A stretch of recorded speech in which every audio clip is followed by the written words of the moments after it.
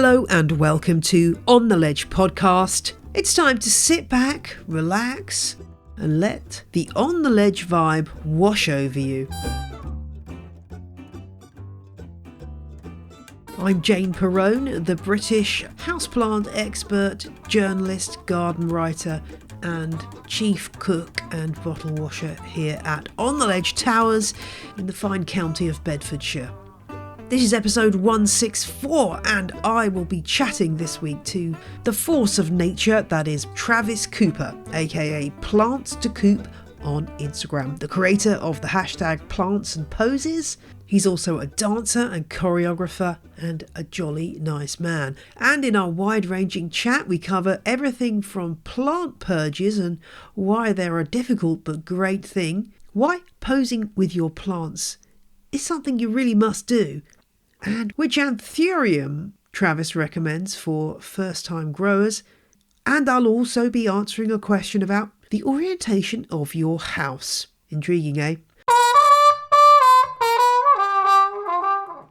Thank you to Sarah for becoming a crazy plant person this week, and to Henriette, who upgraded from legend to superfan. And in my office right now, there's a massive stack of envelopes, labels, cardboard tubes, cards and more as I put together the Patreon offering that's going out early next month. So if you're a Patreon subscriber at the legend or superfan level, start watching your mailbox or letterbox with great attention, because something will be coming, I would like to say hopefully the first week of December, from my good self. I apologise in advance for my hideous handwriting. And you've just about got time to sign up and get that special festive mail out. You need to sign up as a superfan or a legend by the end of play, that's midnight my time, UK time, on the 23rd of November, which is Monday, so not much time. That's in order to guarantee that you'll get the mail out. If you join after that, I will try to get it out to you if I can, but I can't guarantee it, because as you can imagine, writing about 200 mail outs is quite a lot of work, so please bear with me on that. For all the details about my Patreon offering, do check out the show notes where you'll find the links and information you need. And a quick correction before we dive into my interview with Travis. I mentioned a new plant from my plant haul from the BCSS member who is downsizing their collection, and I called it Euphorbia platigona, and I said it was embodying the spirit of 2020. Well, it is in fact Euphorbia platyclada. I did actually know that somewhere in my brain, but I went with the label that I had, which was actually wrong. So I will correct that in last week's show notes, and I don't know if I'll correct the actual episode or not. But anyway, just letting you know, Euphorbia platyclada is that stick-like succulent that I was talking about in last week's show. Nobody mentioned it, so I guess perhaps nobody was too bothered, but I do like to try to get these names right. One of the wonderful things about making this show is just being able to message somebody and say, hey, let's have a chat. And by the wonder of On the Ledge podcast, it happens. And I just loved chatting to my guest this week, Travis Cooper. He is such an interesting guy. Our conversation went all over the place. It got a little bit confessional at one point from me, not Travis. And so I want to run it in full and uninterrupted here on the show. And I'll follow on with the Q&A to wrap up this episode. Please, please, please do go and check out Travis's Instagram account while you listen, because if you're not already a follower of his, then it'll make a lot more sense if you're looking at his posts and seeing the kind of thing that he does, his whole Plants and Poses hashtag, and also his work with the Melanin Fairy, which is what we're going to be finding out about in this episode. So do go and check out at Plants to Coop, that's Plants, DECOOP, as you listen. And of course, as usual, the show notes are a fount of information, so do click on those and have a look through those as you're listening too.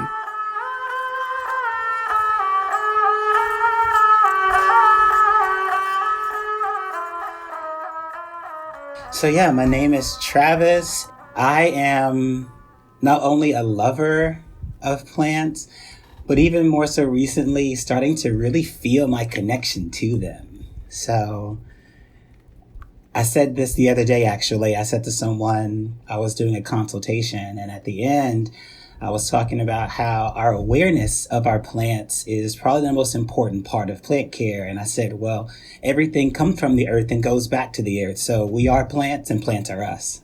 Yes, I like it. Well, it's great to have you on the show. I have been loving your presence on YouTube and on Instagram for quite a few months now. I can't remember exactly when I came across you, but what I really love about what you in particular do is that you bring so much joy to showing off your plants.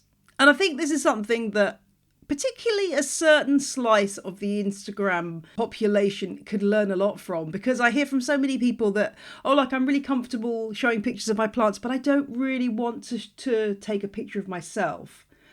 And I just love the freedom with which you are able to express yourself with your plants. So that's a starting point for us perhaps to talk about plants and poses. How did that kick off, and what does that mean to you? Oh, I love this question. So plants and poses. It started back, I'd say once I first created my account, I did a very similar thing as most people did. You show your plant, you maybe show your hand in your plant, but that's it. And it didn't take much time for me to realize that there was something more that I wanted to do with it. I'm a trained dancer and a trained yoga instructor and dance teacher and just general lover of movement, and always have been. And so it just felt natural for me at some point to get in front of the camera and play with what it would be like for me to create these shapes while also highlighting certain plants. And so really Plants and Poses started off as just a way for me to be creative in a way that felt really good for me. And what I noticed is that while it was getting a lot of great feedback, I had this sense that people wanted to, by what they were saying, wanted to do the same thing, but didn't know how, or felt like maybe it was going to be stepping on my toes as I was kind of creating this thing.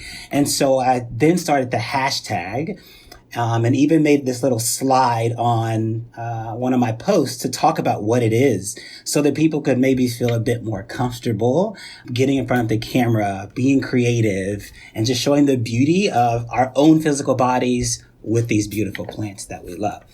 Yeah, that's a really great message to get across, because I think so many people are just uncomfortable with themselves physically and don't really like to look at themselves. And I think the same is true with our voices. I know that when I started on the ledge, as I said in my last episode, I really didn't like the sound of my own voice, which I'm sure lots of listeners will find surprising, because I get a lot of emails from people saying, oh, I love your voice. But at the time, I really had a problem with my voice. And it took me many years of hearing myself in interviews to really come to terms with it and actually love it myself. So it's a really powerful thing, isn't it? And that freedom is something that we should be taking full advantage of, and that's what you do so well. Tell me a bit about your plant collection. Are you an aroid addict, or is there a particular kind of plant that floats your boat? Yeah, as time has gone on, I definitely have become more of an aroid addict. And what it is, it's something about seeing how much they change over time, how much the leaves change and get bigger as they mature. But don't get me wrong, I love snake plants. There's something about a plant that is just loyal and resilient.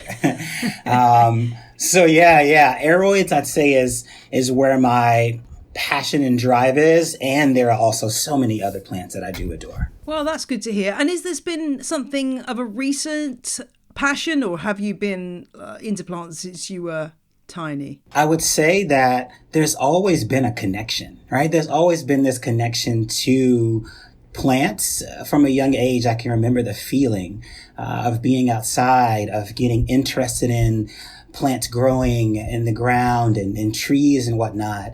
And I would say I didn't really dig into that more until I was an adult, and it was April of 2019. So it's been about a year and a half at this point that I've really started to collect plants, if you will. And you've recently had a bit of a plant purge. How painful has that been, or is it still ongoing? I mean, this is a common thing now. People get loads of these plants and then perhaps for different reasons decide to divest themselves of a few. But what I was impressed about with your plant purge was that it was really well organized. Like, you had it worked out exactly what you were going to do, and you knew exactly what your parameters were, and how you're going to do things. And I thought that was really great because it made it very clear for people who were interested. And, but has it been painful to separate yourself from some of these plants? Oh, that's so funny because I've said this several times as I've been purging. It's been relieving a bit, actually. My choice for letting go of these plants is for a much bigger purpose. I still love my plants. I'm only keeping about 20 out of over 100. Wow. And it's been a relief realizing that, okay, I don't only have to give my attention to 20 plants now, and I can appreciate and really fully invest in these 20 right now. It's also been really sweet. Every time I've seen someone take a picture with these plants that I've spent so much time with, it's been so sweet for me to see that and know that this life will get to go on in someone else's care, whatever that may look like, right? Whether they kill it or it thrives for 20 years, right? And then I would say there is a part of me that has had a hard time letting some go, but the intention was for me to really, in a larger way, let go of unnecessary things right now in my life. And so it's been really interesting to see the ones that I've had this kind of tug of war with, like, do I really want to let this go? And so that would, I'd say, have been the only struggle, is the ones that I've really had to decide, okay, it actually is best for me to let this go. Even though there's a part of me that may want to hold on, if I'm going to continue to practice this letting go, I think it's best to let maybe this plant go. Yeah, it's a powerful thing. I think giving away plants or selling plants, whatever you're doing, however you're doing it, it makes you really think about what that plant means to you and your ability to look after things. There is a real collector's vibe going on at the minute where there is a sort of thing of, I've got to get every species of this genus. I've got to complete my collection. There's always another plant on my wish list, which is fantastic. And, me more than anyone else can say I have fallen prey to that many times. But there is a kind of a darker underside to that, of people causing themselves a lot of stress and possibly expense by seeking after the next plant hit, rather than enjoying the plants they've got. I mean, do you think there's something in that? Oh, 100%. And I, like you, I've fallen victim to this, and I speak about this pretty openly, oftentimes to people, so that maybe it can be normalized, and so that we're not, falling victim to this and then feeling ashamed of it, therefore not being able to truly see it for what it is and possibly do something about it. So yeah, I definitely think that Instagram itself, right? Like, when you have something that is constantly in your face, informing you, it's not just what we may like to think, like, coming into our mind and then disappearing. It's taking up space in there. And the more that we see it, I think we're more prone to fall into this trap of greed. And so, yeah, I think there's something there. And I think, honestly, we can continue to talk more openly about it, because, as we'll see, a lot of the prices right now are kind of outrageous for plants. And a lot of that has to do with greed, right? That people not actually maybe pausing and seeing, do I want to pay this outrageous price just because I have it? What's the larger effect of me just because I have the resources buying this plant, right? There are ripple effects that are happening that, if we don't take a moment to pause and check in, affect the masses more than maybe we recognize. And this was something you kind of relates to your own plant purge, in that you indicated in your information that you were going to prioritize Black and Indigenous people of color as purchasers of these plants, because, for reasons we should all know about, but perhaps don't, historically disadvantaged group, that you want to kind of like allow them to come to the first top of the queue. There seems to be a fantastic community built up around Black plant owners. Has that been a source of support and joy over the last few months and the tricky time that the America has had? Oh, yes. Oh, my goodness, yes. I did not expect to have such a sense of community with Black people and plants as I've ended up having. When I first joined this Plantstagram, if you will, I didn't really see anybody like me. And that looked like me. That was actually part of the reason that I decided to get in front of the camera, is because I didn't see anybody who looked like me. And I wanted to let people know that Black people do this as well. And over the course of time, from the time I started my Plantstagram, which was October 23rd, 2019, I'm pretty sure, from that time, moving up to when the Black Lives Matter uprising happened, I discovered there was a whole slew of us out there. And one thing that I have found a lot of gratitude in is that around the times that the uprising started, there was this community coming together of the Black plant community. I think just in general this happened, but there was this really coming together in a way of us to support each other. Because there was this, while there are thousands of us out there, why is it so difficult to find us, right? And so the idea, not to speak for other people, but what it's felt like to me is that if we come together in masses, we can more collectively be seen and do something. And so the Black plant community, honestly, has been such a huge support for me. I never expected to feel so welcomed.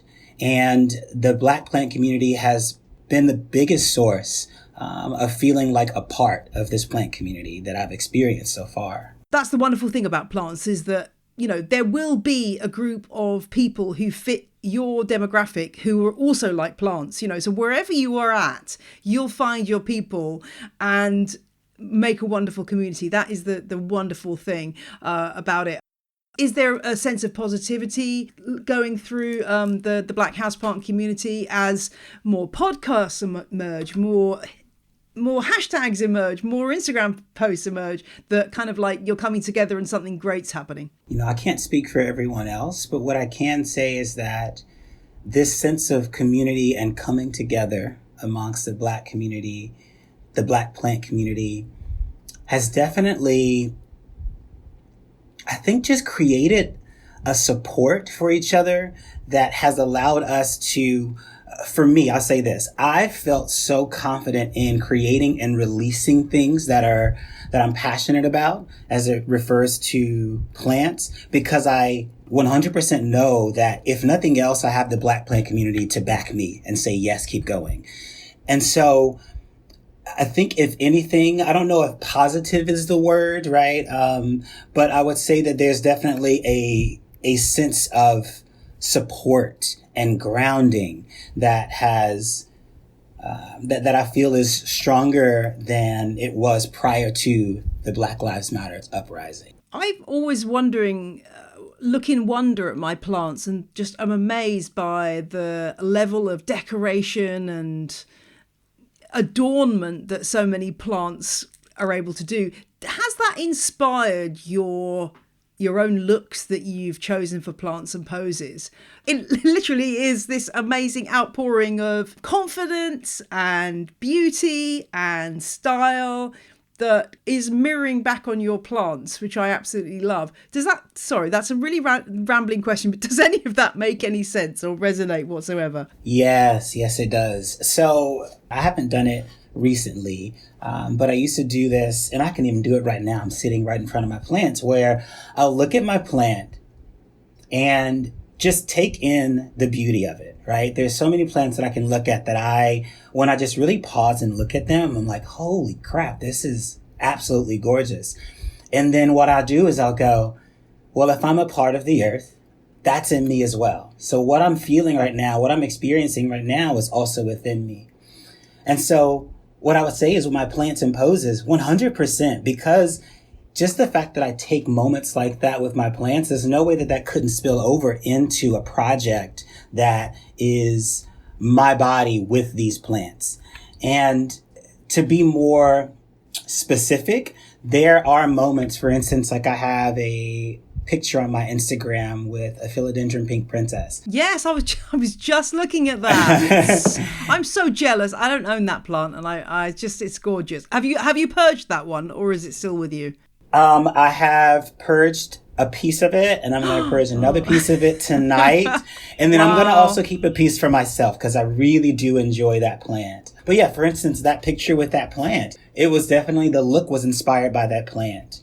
If you see another project that I've been working on recently, there's a lot of like deep green and deep blues in the fabric that I'm wearing.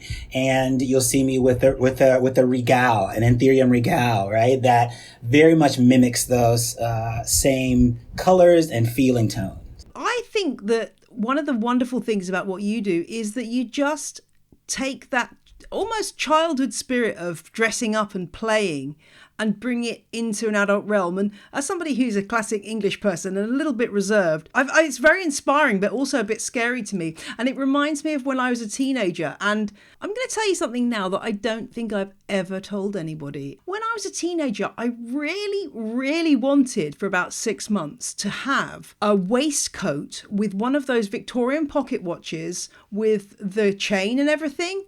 And I really, I don't know why, but I really had this desire to dress up in that. And of course, I never did it because I was a reserved English teenager who was a complete dork. So I never did it. But I think back to that and think, I wonder how my life would have been different had I felt the confidence just to go, you know what, I'm a teenager. I can do whatever I like. I'm going to get myself a pocket watch and a waistcoat and I'm going to try it. It makes me wonder how my life might have been different had I had that freedom to express myself at that age. The question that comes up for me is, what would your life be like? How would it be different if you did that right now?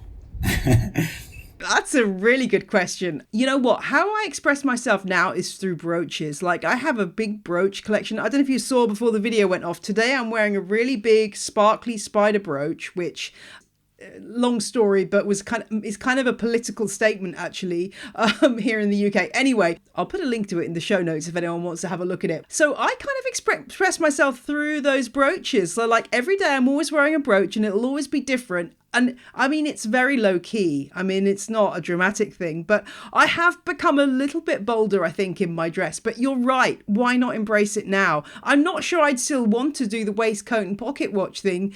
Yeah, you're right. Why not just try to do something different and allow maybe plants to be an inspiration in that? I love that. Yeah, I think, what comes up for me is creativity when we are younger, before the world gets a hold of us, if we will. It's just natural, right? It just flows through us. It just happens. And then we start to have all of these things that trying to check all these boxes based on what we've learned that we're supposed to be. And it can easily dumb down our creativity. And part of why I did Plants and Poses is because it's pretty much going to be all adults that would come across my page and my work. And I wanted to offer the invitation for people as adults to go, oh, I can be creative still too. Just because I'm not a kid anymore doesn't mean I'm not creative. I always have access to creativity. It'll just look a lot different than when I was younger.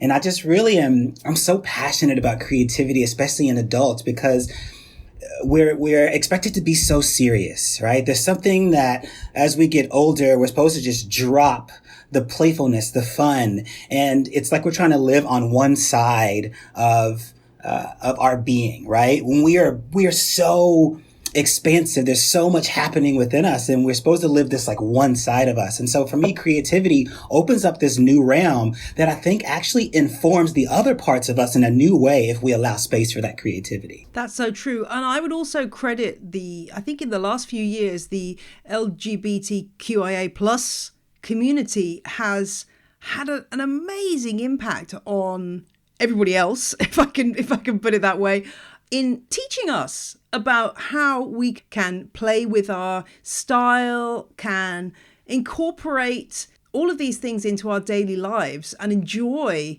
expressing that. I think that's come across in so many things that have come into our understanding that we might not have ever seen before. And I think that for me is a really, really powerful thing. This leads us on to the Melanin Fairy. I've been watching your Instagram posts with great interest, building it up. You've been teasing us and building it up. What can you tell us about this amazing new project? And I mean, these stunning photographs that you have taken. I'm fascinated by the jewelry that you're wearing. And also you've got various plants featuring that wonderful anthurium. Please tell me that's staying in your collection. 100%. I couldn't let it go. Yeah. So this project, oh my goodness, it definitely has become much bigger than I thought it was going to be. When I first thought of this idea, it was after a friend was talking to me, and I had been doing these plants and poses photo shoots for a while. And I'd never really gone into a photo shoot with an extensive concept.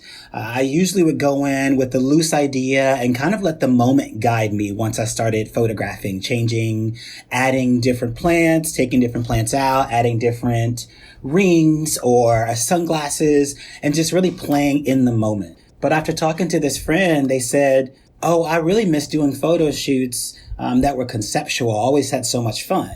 And then I went, what would it look like if I really spent time conceptualizing a photo shoot and went in with a very specific idea?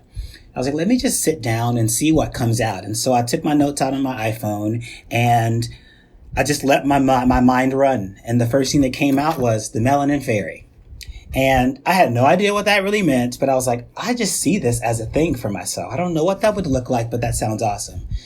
Fast forward to the actual conception of the project, what I learned was that this was a part of me that as a kid and even leading into my adult life and even currently is with me.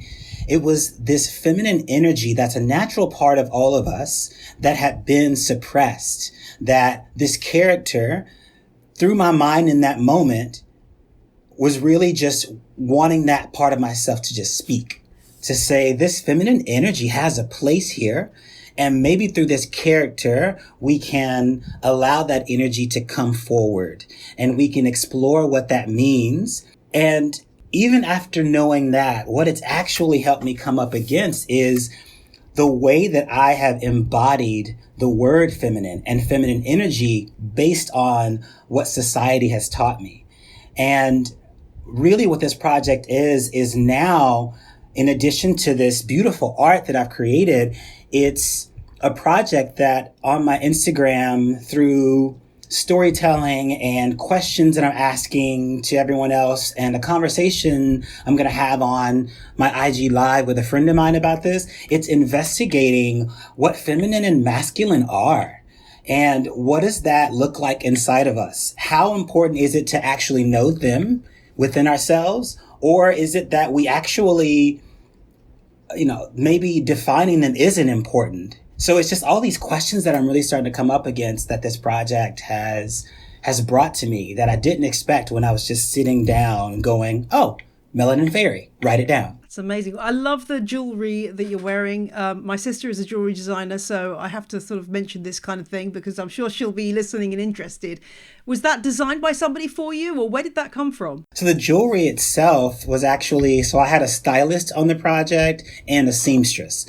The seamstress made the tunic dress kind of garment, and then the stylist actually found the jewelry and bought it from somewhere, from different places. It looks like it's been made specially for this project. So well done to the stylist. It's just absolutely amazing. He's amazing. One thing that occurred to me while you were talking about sexuality, and I was having a discussion with my daughter the other day, my teenage daughter, which she said afterwards, "You've blown my mind." We were talking about sexual reproduction in plants, and I was explaining to her that, and I actually got a book out that explained this because she was just so blown away. I was explaining to her that, some plants are female. Some plants only have female flowers. Some plants only have male flowers. Some species have male and female. Some species have bisexual flowers and also a male and female flowers, or just one or just the other. She was going, whoa, I can't believe this. She was blown away. And I think that's a really interesting thing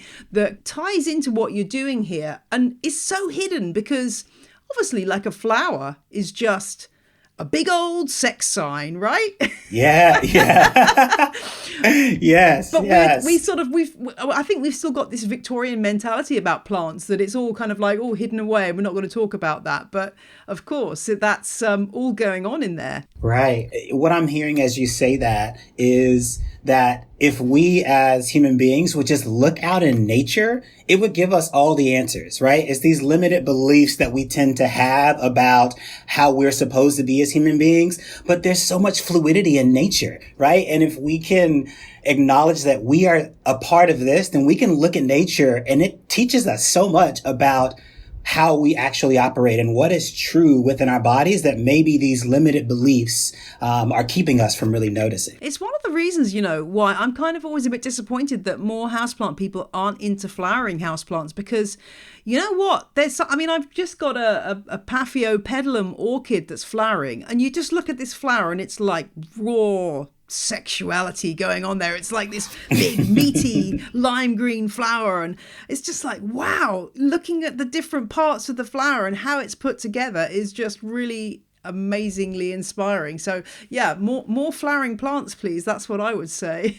And where will you be taking the Melanin Fairy? Is it sort of, are you finding your way with this, or do you have a planned path that you're following? It's not planned. I'm really letting it guide me. As I'm learning things about what this project is really teaching me, I'm letting that guide where this goes. I don't know where this is going to end up. And yeah, I like it that way. It takes a lot of the pressure off of me having to produce something that is perfectly finished and thought out. It's actually just letting this moment guide me, because obviously there's more to it than I even realized from the beginning. So if I just continue to let it guide me, it's going to unfold in a way that maybe can't be thought out, that just has to happen on its own time. I'm very much trusting the process right now. Yeah, and I'm sure also that you're getting feedback from people on Instagram, which might be also, adding thoughts to what you're doing and giving you more ideas, and that wonderful kind of feedback loop that you get when you do engage with a community. 100%. Every time I pose a question, that I have posed a question in the caption of these pictures during this project, oh my gosh, I'm getting so many awesome responses that are taking me further into investigation within myself. And then it will inform the way that I caption the next post and what I choose to do even after that. So yeah, definitely a feedback loop that's been really more of a community project than I realized too. It's actually very informed by the people who are participating in this. Now, can we just talk about Begonia luxurians? Oh, so pretty. Can we share the pain, though? I don't know whether you've been struggling with this. Mine, I had a really big one last summer, and it went down like a lead balloon over the winter. And it's gone. It's a beautiful plant, but it's so hard. Have you had any success keeping one alive long term? Jane, it's dead. Oh, you see, I feel better now. Oh my gosh. It breaks my heart because it is absolutely stunning. And I just could not figure out how to keep it happy. Ugh. Begonia in general, honestly, though. I struggle with begonias. I do as well. In fact, somebody's just sent me a gorgeous pink spotty begonia, and I'm looking at it going, oh God, the pressure is here to keep this going. I've got some, like my beefsteak begonia is my real, OG begonia, which is just so easy. But yeah, I've got different struggles going on all the time. But I have to say, I'm kind of glad you said yours is dead, because I feel like I just don't know what I could have done wrong, because it was just such a big plant and it was doing so well, and then disaster. But you got to keep trying. And I guess this is tying into the vulnerability, but also the kind of keep on keeping on mentality that we need to adopt when we're traveling through life, and also through our plant ownership. I love that. Because if we look out at nature, it's going to keep on going whether we as human beings are here or not, right? It keeps on going. And so what a great reminder that resiliency is actually built into us as part of the earth. So yeah, I love that, Jane. Yeah, it is. It's ups and downs, isn't it? I mean, there have to be ups and downs. I'm currently panicking because it's going to be really cold here tonight, and I've got to go out to my greenhouse and try and bring in a few more tender plants that need to come inside. And it's a constant battle. You're in North Carolina. What's the climate like there? How do your plants? Do you have a lot of stuff inside to help your plants get through the winter in terms of grow lights and propagators or heat mats or anything? Absolutely. So my story, I've not heard anybody else's like it, though I'm sure there are people who have a similar story. When I first started caring for plants, it was in an apartment that only had north-facing windows and there were major obstructions outside. So when I would take out a light meter and like turn all the lights off and just measure the foot candles, I would get, if my plant were pressed up against the window at the peak of the day, it was like 150 foot candles, 200 foot candles, which is very low. That's like low light at that point. So I still wanted to grow plants. So I ended up investing in grow lights, a lot of grow lights. So my journey with plants actually started with grow lights for the first year. So when I moved into a place where there was a lot of natural light, I was like, oh, I don't like this. I can't control the light outside. Yeah. I don't like it changes throughout the year and I don't have as much control over it. And so, yes, I have a lot of grow lights still. I'm currently in my plant room and I'm surrounded by grow lights and humidifiers and a little mini indoor greenhouse. So really my plants for the most part keep on going throughout the winter, almost as if nothing has changed because of the extra controlled conditions that I give them. Now, people are always looking for grow light recommendations, which I can't give Americans because I'm obviously in a different continent. So what grow lights do you have and which ones do you swear by? I would say the ones that I swear by the most, it's a company called Monios L. It's MONIOS-L. And I actually got mine off of Amazon. They're long bars that I hang on shelves. And those I have, I think at this point, like 20 of them around my plant room. Those I swear by. And then there are also just some great grow bulbs that can work really well. I can't remember the name of it. If it's okay, I could give it to you afterwards if you wanted to put in the show notes. It's interesting how much it changes if you get a different apartment or house with different windows and different orientation. It really does change everything, doesn't it? And suddenly, as you say, it's not so controllable anymore. I'm just considering cutting down a tree which is dying anyway and thinking how much it's going to affect the light in my greenhouse, and I'm going to have to put up some shading because it's going to take away the shade. And yeah, there's so much to think about, isn't there? But you're right, a light meter is a good thing to have to hand when you're trying to get a grip on what plants you can grow and what's going to work. I mean, you're also, as well as your wonderful plants and posies, you've got a practical edge too, and you've obviously been really killing it with your wonderful gorgeous aroids. Any aroid care tips? You seem to have a nice line in terracotta pots. Do you prefer potting in terracotta, and have you got any particular tips on those gorgeous aroids? Yeah, I would definitely say for me, terracotta or orchid pots are my go-to. Now, I know people who can grow aroids in plastic or glazed pots, but for me, I am the king of overwatering. I tend to overparent. So really the terracotta pots and orchid pots are for me and my style of plant parenting. The biggest thing for me, and this once again is partially because of my heavy hand in watering, but I love a really chunky substrate that maybe I have to water more frequently, but really gives the roots a lot of space to breathe. And my roots usually go off in my plants, I think because of how much air they have. So for me, it's usually a mixture of coconut chips, charcoal, some sort of bark, and sphagnum moss. And that usually keeps my aeroids nice and happy. And for anthuriums, what I've noticed, a friend of mine told me this and I've tried it on and there seems to be some truth to it, is that with my anthuriums, specifically the velvety ones, oftentimes they are told to get bright indirect light. And I've noticed if I go more on like the medium close to low light spectrum, they give me bigger leaves faster. And a friend of mine told me is from some of the old heads, if you will, old growers that he talked to, is that the idea is if they're getting like just enough light, they'll produce bigger leaves so that they can photosynthesize better on a larger surface area. Whereas if they're getting a perfect amount of light, they won't usually produce as big of leaves. So I've kind of found that to be true. I have found that to be true thus far in my experience. So that's something else that I think is kind of a fun tip, especially for anthuriums. That's a great tip. I mean, do I own any anthuriums? I don't. I'm just trying to remember if I've forgotten anything. I don't own any anthuriums. If you could suggest one anthurium for me as a non-anthurium owner to start with, what would you recommend? Oh, I love this question. I would say Anthurium veitchii. Oh, yeah. That was my first anthurium, and I put it in a plastic pot with very dense soil, and it's still alive. It's been very, very forgiving.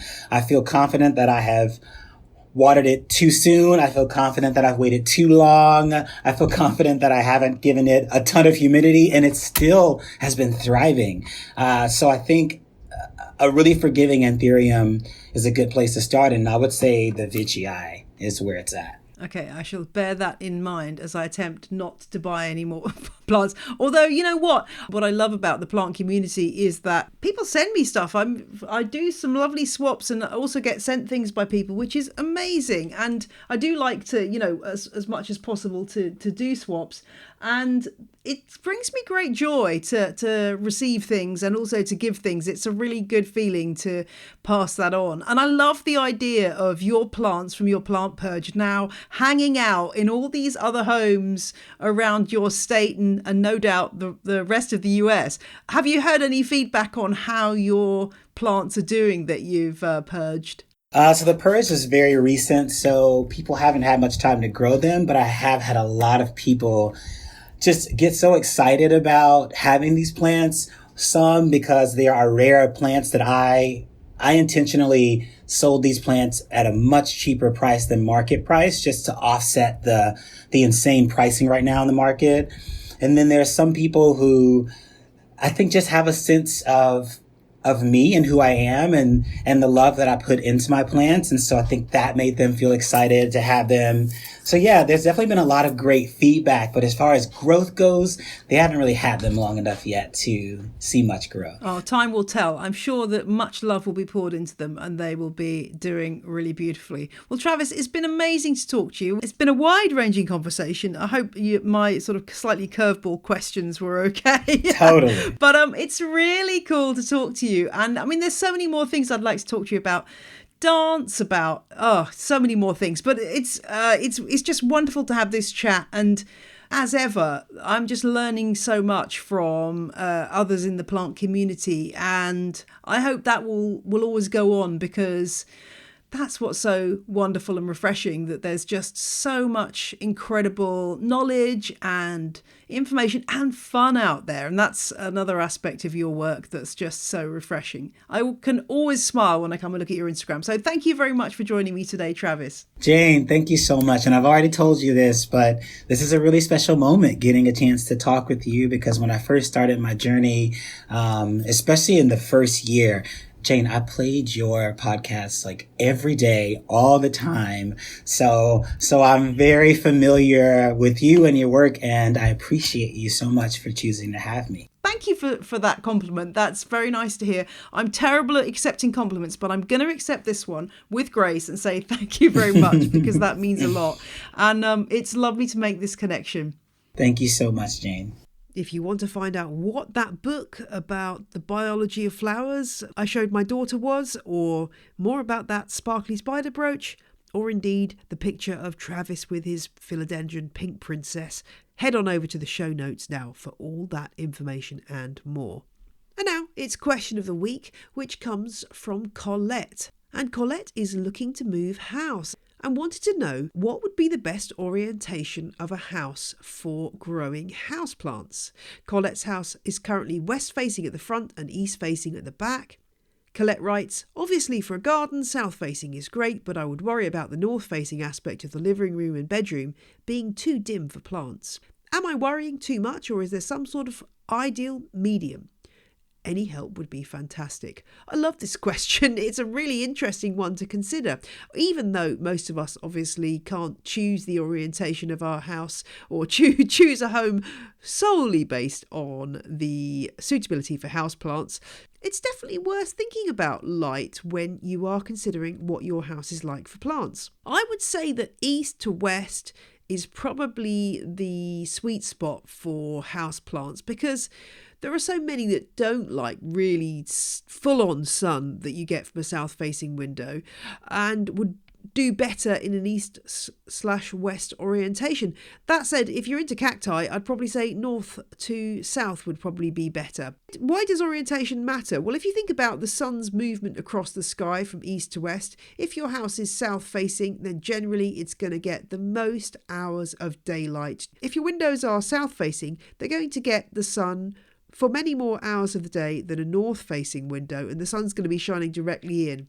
East to west, well, east-facing windows tend to get the sun in the morning, and west-facing windows tend to get the later afternoon sun. And that afternoon sun does tend to be a bit stronger. So in the kind of hierarchy of orientation, if I can put it that way, we're probably looking at south as being the sunniest, then west, then east, then north. But it does depend on the size of your windows. If you're living in an ancient cottage with tiny windows, then an east-facing window is not going to offer the same amount of light as an east-facing window in a brand new apartment block that's got floor-to-ceiling windows. If you've got things like Velux windows in the roof or glass-roofed areas, or just really big windows, that will massively help with your plants. And I must, of course, add that if you're living in the Southern Hemisphere, all of what I've just said is obviously completely wrong and is in fact the other way round. I'm sorry if there hasn't been much help to those of you in Australia, New Zealand and elsewhere, but yeah, just flip the script and the same principles apply. My house, in fact, is north to south, and at the front you've got a nice big bay window which gets the sun all day, and then at the back is north facing, but I'm lucky enough to have a glass roofed conservatory there. So the other thing to look out for if you are scoping out new properties is deep windowsills. I think are always fantastic, and I say that as somebody who has hardly any windowsills in my house. How did I choose this house, eh? I guess there were a few other considerations other than my houseplants. It's great if you've got some sheltered areas that are covered over but outside. So porches, covered balconies, covered patios are great for so many of the cacti and succulents that we love. If you're in a temperate climate, many of those can stay in a really sheltered spot. The agaves, for example, will absolutely love it out there. So you can have something that looks kind of cool and full of succulents without actually having to bring them in all winter. Depends on your climate though. I'm obviously speaking to people all over the world here, so look at the spaces that you've got and the light levels you've got, and then that's how you decide what plants you want to have. But if I was looking for a new home and looking at orientation in an ideal world, as I say, with the kind of plants I grow, east to west would be probably my preference. If you do end up with north facing rooms, well, obviously you can add grow lights, but also there are lots of plants that will do reasonably well in low light conditions, and do check out my episode on low light plants for more info on that front. I do hope that helps, Colette, and if you've got a question for On The Ledge, do drop me a line. ontheledgepodcast@gmail.com is the best way to get in touch.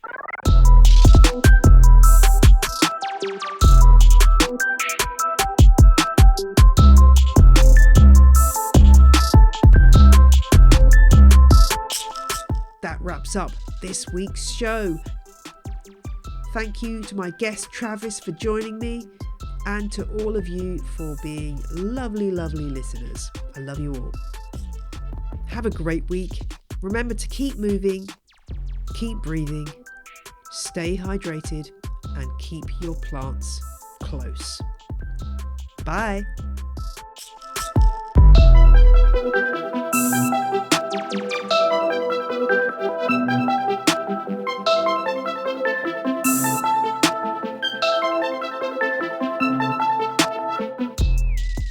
music you heard in this episode was Roll Jordan Roll by the Joy Drops, Rasham Pidity Bakara by Samuel Corwin, and Whistle by Benjamin Banger.